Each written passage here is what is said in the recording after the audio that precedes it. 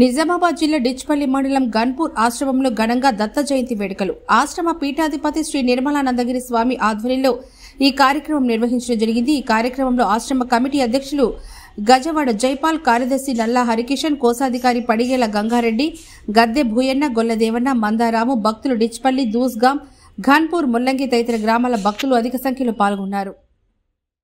40 సంవత్సరాల నుంచి మేము ఈ దత్త జయంతి కార్యక్రమం జరుపుకుంటున్నాము. కావున మరి 14/12/2024 శనివారం రోజున మొదటి రోజున కార్యక్రమం జరుపుకున్నాము. అదే ఆ తర్వాత రెండవ రోజు 15/12/2024 ఆదివారం రోజున దివ్యమైన ఒక దత్త జయంతి కార్యక్రమం జరుపుకొని యజ్ఞ కార్యక్రమం 14 తారీఖు నాడు 15 తారీఖు యజ్ఞ కార్యక్రమం జరుపుకొని మరి 15 తారీఖు నాడు ఆదివారం రోజున మా యొక్క యజ్ఞ కార్యక్రమం దివ్యంగా పూర్ణావతి చేసుకొని భక్తులు కూడా అధిక సంఖ్యలో వచ్చి మా కార్యక్రమం దిగ్విజయంగా చేసినారు. కాబట్టి వారందరికీ మా యొక్క గురువు గారి ఆశీస్సులు. స్పర్శ రూప రసగంధాలకు తన్మాత్రాలకు దాటినటువంటి వారి పరమాత్మను.